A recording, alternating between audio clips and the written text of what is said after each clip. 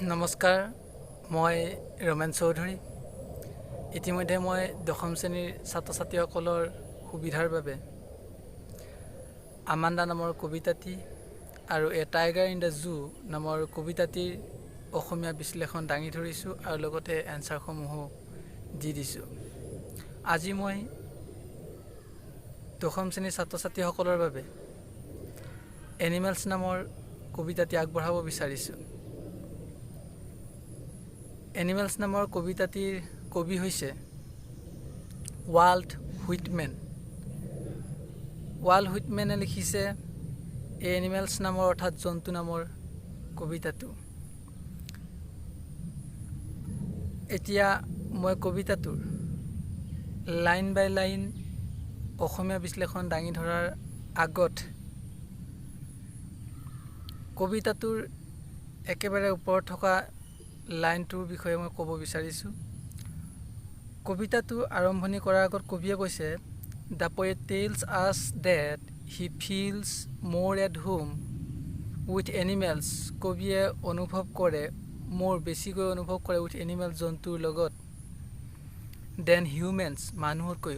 অৰ্থাৎ কবি ৱাল্ট হুইটমেনে মানুহতকৈ জন্তুৰ কথা বেছি অনুভৱ কৰে। হুম হি ফাইণ্ডছ কমপ্লিকেটেড এণ্ড ফলছ, যাক তেখেতে কমপ্লিকেটেড জটিল আৰু ফলছ মিছলীয়া বুলিও ভাবে। অৰ্থাৎ কবি ৱাল্ট হুইটমেনে মানৱ জীৱনটো মিছলীয়া আৰু মানৱ জীৱনটো বৰ জটিল বুলি ভাবে। সেয়েহে তেখেতে জন্তুৰ কথা বেছিকৈ অনুভৱ কৰে। এতিয়া মই কবিতাটোৰ লাইন বাই লাইন অৰ্থ ক'বলৈ গৈ আছোঁ। I think I could turn and live with animals. I think I could turn, মই উভতি যাব পাৰিম, টাৰ্ণ উভতি যোৱা, ঘূৰি যোৱা,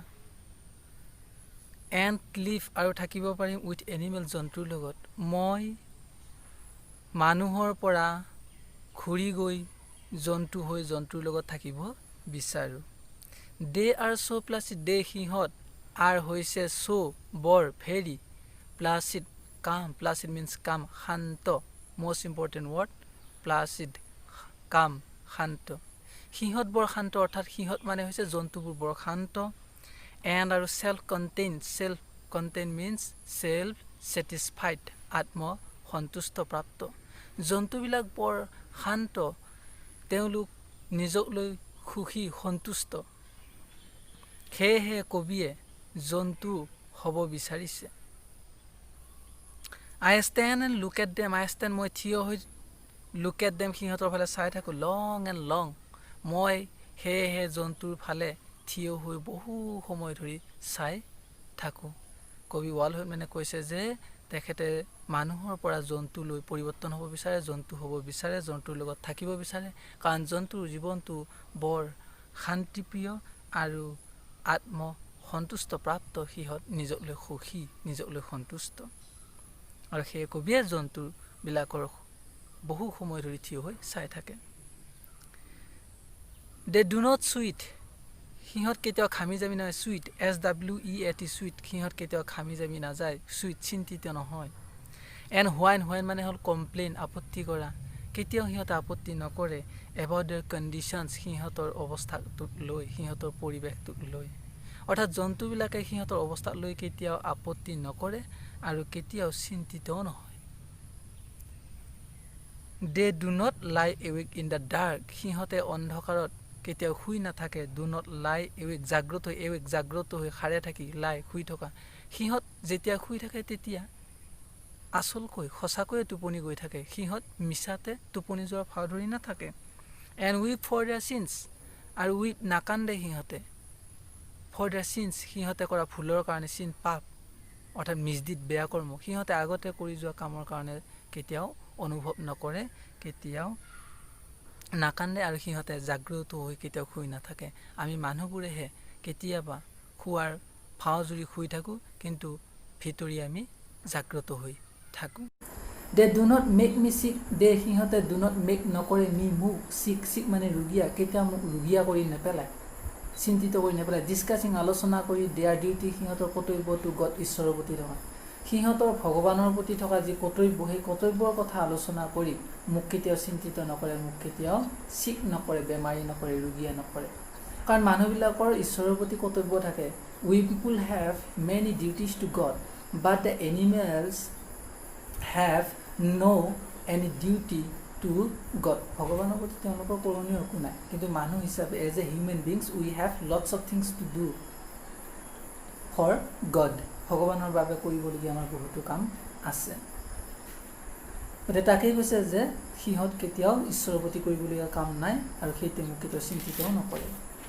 নট ওৱান ইজ ডিছেটিছফাইড, এজনো এটা জন্তু ডিছেটিছফাইড, অসন্তুষ্ট নহয়। নট ওৱান ইজ ডিমেণ্টেড, কোনো পাগল নহয়। ডিমেণ্টেড মানে হ'ল পাগল, crazy. With the mania, mania মানে বিকাৰ, বেমাৰ, অফ অনিং থিংছ, বস্তু নিজৰ কৰি লোৱা। অৰ্থাৎ সিহঁতে বস্তুবিলাক গোটাই লোৱাৰ, সম্পত্তি নিজৰ কৰি লোৱাৰ যিটো বিকাৰ, সেই বিকাৰটো সিহঁতৰ নাই। সেই বিকাৰটোক লৈ সিহঁত কেতিয়াও পাগল নহয়, সিহঁত কেতিয়াও সেই কাৰ্যটো নিবিচাৰে। কিন্তু আমি মানুহে বস্তুবিলাক আমি নিজৰ কৰি ল'ব বিচাৰোঁ। চব বস্তুকে এটাৰ পিছত এটাকৈ আমি নোহোৱা বস্তু কিনি আমি ভৰপূৰ কৰিব বিচাৰোঁ। কিন্তু জন্তুবিলাকৰ তেনেকুৱা কোৱা নহয়। জন্তুবিলাক হৈছে ডিছেটিছফাইড নহয়, তেওঁলোক অলৱেজ ছেটিছফাইড, সদায় সুখী। Animals are always satisfied, they are not demented with the mania of অৰ্নিং things, they don't weep for the misdeed, সিহঁতে কৰা ভুলৰ কাৰণে কেতিয়াও নাকান্দে। They don't lie awake in the darkness, অন্ধকাৰত কেতিয়াও সিহঁতে জাগ্ৰত হৈ মিছাতে শুই নাথাকে। They never sweat and whine about their condition, সিহঁতৰ পৰিৱেশক লৈ কেতিয়াও আপত্তিও নাথাকে, তেওঁ কেতিয়াও খামি জামিও নাযায়, চিন্তিত নহয়। They are very simple and always satisfied and self contained, self satisfied, সিহঁত সদায় সুখী, আত্মসন্তুষ্টপ্ৰাপ্ত আৰু বৰ শান্ত। সেইকাৰণে কবিয়ে জন্তু হ'ব বিচাৰিছে। ৱাল্ট হুইটমেনে not one kneels to another, not one kneels, কোনো আঁঠু নলয় টু এনেডাৰ, আনৰ ওচৰত। জন্তুবিলাকে এটা জন্তুৱে অন্য এটা জন্তুৰ ওচৰত কেতিয়াও আঁঠু নলয়, কিন্তু আমি মানুহবিলাকে ডাঙৰৰ ওচৰত, বৃদ্ধ লোকৰ ওচৰত, সন্মানীয় লোকৰ ওচৰত আমি সেৱা লওঁ, আঁঠু লওঁ। নৰ টু হিজ কাইণ্ড, কোনো দয়া প্ৰকাশ নকৰে, দয়ালুতা কাইণ্ড, দয়া প্ৰকাশ নকৰে। ডেট লিভ, যিয়ে বাস কৰিছিল থাউজেণ্ডছ অফ ইয়াৰ্ছ এগো, হাজাৰ বছৰ আগত, ইয়াৰ্ছ বছৰ এগো আগত, অৰ্থাৎ হাজাৰ বছৰ আগত বাস কৰা ব্যক্তিসকলৰ প্ৰতি তেওঁলোকে কোনো দয়া প্ৰকাশ নকৰে, তেওঁলোকে আনৰ ওচৰত কেতিয়াও কি নকৰে, আঁঠু নলয়। হাজাৰ বছৰ আগত বাস কৰা মানে অৰ্থাৎ পূৰ্বপুৰুষ, তেওঁলোকে জন্তুবিলাকে তেওঁলোকৰ যি পূৰ্বপুৰুষ আছিলে, পূৰ্বপুৰুষৰ ওচৰত কেতিয়াও তেওঁলোকে আঁঠু নলয়, তেওঁলোকক সেৱা নজনায়। কিন্তু আমি মানুহবিলাকে আমাৰ যিসকল পূৰ্বপুৰুষ আছিল, আমাৰ ককা আজু ককা, তেওঁলোকৰ মৃত্যুৰ পাছত আমি বাৰ্ষিক তেওঁলোকৰ আত্মাৰ শান্তিৰ কাৰণে আমি শ্ৰদ্ধা জ্ঞাপন কৰি থাকোঁ। আমি মাংগলিক কাৰ্য আমি কৰি থাকোঁ। এইটো আমাৰ as a human beings, this is our duty, these are our customs, এইবিলাক আমাৰ ৰীতি নীতি, ট্ৰেডিশ্যন, এইবিলাক আমাৰ পৰম্পৰা। But the animals don't have such traditions, তেনেকুৱা কোনো পৰম্পৰা নাই। তেওঁলোকে কাকো আঁঠু ল'ব, কাৰো ওচৰত আঁঠু ল'ব নালাগে। নট ওৱান ইজ ইৰেছপেক্টেবল, কোনো সন্মানীয় নহয়, ৰেছপেক্টেবল অৰ আনহেপি, কোনো অসুখীও নহয়। অভাৰ দ্য হোল আৰ্থ, এই সমগ্ৰ পৃথিৱী, এই সমগ্ৰ অভাৰ হোল সমগ্ৰ আৰ্থ পৃথিৱী, এই সমগ্ৰ পৃথিৱীত যিমানবিলাক জন্তু আছে, কোনো এটা জন্তু কেতিয়াও আনহেপিও নহয়, তেওঁলোক এটাতকৈ অন্য এটা কেতিয়াও ৰেছপেক্টেবলো নহয়। অৰ্থাৎ they are always equal to each other, ইজনে সিজনৰ প্ৰতি সদায় সমান, they are equal. They are not respectable for others, অৰ্থাৎ one animal is not respectable for another animal, এটা জন্তু অন্য এটা জন্তুৰ বাবে কেতিয়াও ৰেছপেক্টেবল নহয়। দে আৰ অলৱেজ হেপী, সিহঁত সদায় সুখী। সেইকাৰণে সিহঁতে দেখুৱাই দিয়ে, দে আৰ সিহঁতৰ ৰিলেশ্যনছ, সম্পৰ্ক, টু মি, মোৰ লগত থকা, সেয়ে সিহঁতে মোৰ লগত থকা সম্পৰ্কটো দেখুৱাই দিয়ে। তাৰমানে কবি আৰু জন্তুৰ লগত এটা সম্পৰ্ক আছে, অৰ্থাৎ এটা মিল আছে, ৰিলেশ্যন এটা আছে। There is a relation between the animals and the poet Walt Whitman. কবি ৱাল্ট হুইটমেন আৰু জন্তুবিলাকৰ মাজত এটা সম্পৰ্ক আছে, সেই সম্পৰ্কটো জন্তুবিলাকে দেখুৱাই দিয়ে। এন আৰু আই একচেপ্ট মই গ্ৰহণ কৰোঁ দেম সেইবোৰ আৰু সেইবোৰ মই গ্ৰহণ কৰোঁ অৰ্থাৎ জন্তুৰ লক্ষণবিলাক কবিৰ দেহত আছে আৰু কবিয়ে সেই লক্ষণবিলাক আঁকোৱালি লয় সেইকাৰণে কবিয়ে জন্তু হ'ব বিচাৰে কবিয়ে ভাল পায় the poet likes the behaviour of the animals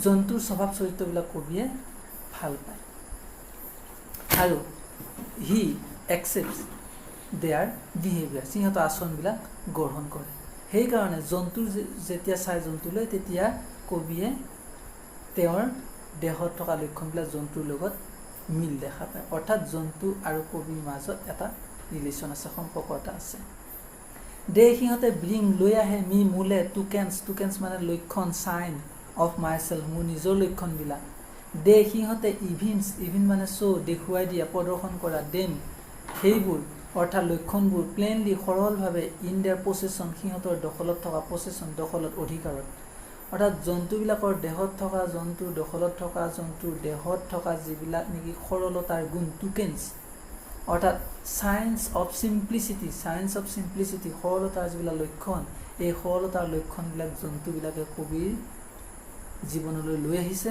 আৰু সেইবিলাক কবিক দেখুৱাই দিছে চোৱা তোমাৰ দেহতো এই সৰলতা আমাৰ যি চিম্প্লিচিটি আমাৰ যি সেলফ ছেটিছফাইড আমি যি প্লাচিড স্বভাৱ এইবিলাক তোমাৰ লগতো আছে বুলি দেখুৱাই দিয়ে অৰ্থাৎ কবিয়ে জন্তুবিলাকক চালে সেই লক্ষণবিলাক কবিয়ে নিজে দেখা পায় তাকে কৈছে they bring me tokens of my self সিহঁতে মোলে লক্ষণবিলাক লৈ আহে দে ইভিন সিহঁতে দেখুৱাই দিয়ে দেন সেই লক্ষণবোৰ প্লেইনলি সৰলভাৱে ইন দেয়াৰ পছেশ্যন সিহঁতৰ দখলত থকা অৰ্থাৎ জন্তুবিলাকে সিহঁতৰ দখলত থকা সেই লক্ষণবিলাক সৰলতাৰ গুণবিলাক মোৰ জীৱনলৈ লৈ আহিছে আৰু মোক দেখুৱাই দিয়ে আই ৱণ্ডাৰ মিনছ ছাৰপ্ৰাইজ এষ্টনিছ আচৰিত মই আচৰিত হওঁ মই ছাৰপ্ৰাইজ হৈ যাওঁ অৰ্থাৎ কবি ৱাৰ্ল্ড হুইটমেণ্টে আচৰিত হৈছে হুৱেৰ ক'ত দে সিহঁতে গেট পাইছে দোষ সেই টুকেন্স লক্ষণবোৰ অৰ্থাৎ কবিয়ে সেই লক্ষণবোৰ ক'ত পালে তাকে লৈ পেলাই তাকে চিন্তা কৰি কবি আচৰিত হৈ যায় ইমান ধুনীয়া লক্ষণ সেল্ফ ছেটিছফাইড প্লাচিড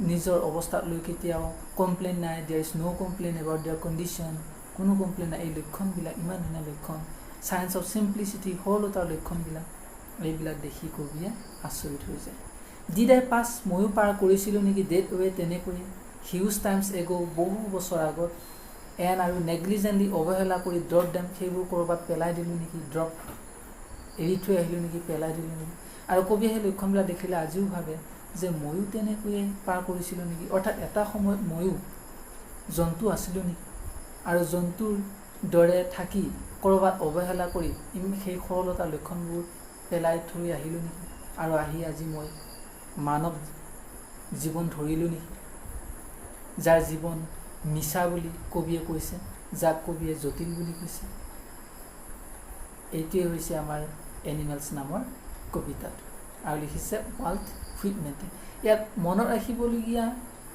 আৰু আটাইতকৈ পৰীক্ষাৰ বাবে ইম্পৰ্টেণ্ট ৱৰ্ড মিনিংকেইটা হৈছে প্লাচিড মিনছ কাম শান্ত প্লাচিড মানে শান্ত কাম মানে শান্ত CALM কাম এলটো চাইলেণ্ট থাকিব নীৰৱ হৈ থাকে কাম প্লাচিড কাম শান্ত আৰু সেল্ফ কণ্টেইন মানে হৈছে সেল্ফ ছেটিছফাইড আত্মসন্তুষ্ট তাৰপিছত ডিমেণ্টেড শব্দটো আহিব পাৰে ডিমেণ্টেড মানে পাগল ডিমেণ্টেড মিনছ মেড MAD মেড পাগল ডিমেণ্টেড গতিকে এই তিনিটা আটাইতকৈ ইম্পৰ্টেণ্ট শব্দ তাৰপিছত হোৱাইন শব্দটো আহিব পাৰে হোৱাইন মানে হ'ল কমপ্লেইন অভিযোগ আপত্তি হোৱাইন মানে কমপ্লেইন অভিযোগ আপত্তি এতিয়া ইয়াত প্ৰশ্ন এনেকুৱা ধৰণৰ হ'ব পাৰে এক নম্বৰ প্ৰশ্নটো হ'ব পাৰে what is the poet turning from কবিয়ে কিহৰ পৰা কলৈ উভতিব বিচাৰিছে তেতিয়া এনচাৰটো হ'ব the poet is turning from human beings to animals কবিয়ে মানৱ জীৱনৰ পৰা জন্তু হ'ব বিচাৰিছে why does poet want to turn to animal কবিয়ে কিয় জন্তুলৈ যাব বিচাৰিছে the poet wants to turn to animal because the lives of the animals are very simple and self satisfied কাৰণ জন্তুৰ জীৱনটো খুব সৰল খুব চিম্পুল আৰু আত্মসন্তুষ্ট প্ৰাপ্ত but the lives of the human beings are very complicated and false কিন্তু মানৱ জীৱনটো বৰ জটিল আৰু মিছলীয়া সেয়ে কবিয়ে জন্তু হ'ব বিচাৰিছে তাৰপিছত হোৱাট ডাজ এনিমেল ডু, জন্তুৱে কি কৰে, right 3 things or 2 things that the animals do but human do not, মানুহে কৰা কিন্তু জন্তুৱে নকৰা দুটা কামৰ বিষয়ে লিখা, বা জন্তুৱে কৰা মানুহে নকৰা। এতিয়া জন্তুৱে কি কি নকৰে, এনচাৰটো হ'ব animal do not sweat and whine, do not sweat and complain about their condition, they do not lie awake in the dark, they don't weep for their sins, for their misdeeds, etc. But human beings kneels to another. Human beings are some are respectable and some are not respectable. Human beings are unhappy and they kneel to another. মানুহে ইজনে সিজনৰ ওচৰত আঁঠুৰ লয়, কিন্তু the animals don't do these things, এইবিলাক কাম জন্তুৱে নকৰে। গতিকে এইকেইটা হ'ল আমাৰ খুব দৰকাৰী প্ৰশ্ন, মনত ৰাখিবলগীয়া প্ৰশ্ন আৰু পৰীক্ষাত অহা ধৰণৰ প্ৰশ্ন। এতিয়া এই পাঠটোৰ লগে লগে মই তোমালোকক যিকেইটা প্ৰশ্ন আহিব পাৰে বুলি ক'লোঁ, তাৰ উপৰিও আৰু কেইটামান most important question মই তোমালোকক দি দিছোঁ, কুৱেশ্যনকেইটা তোমালোকে লিখি লোৱা। Thank U.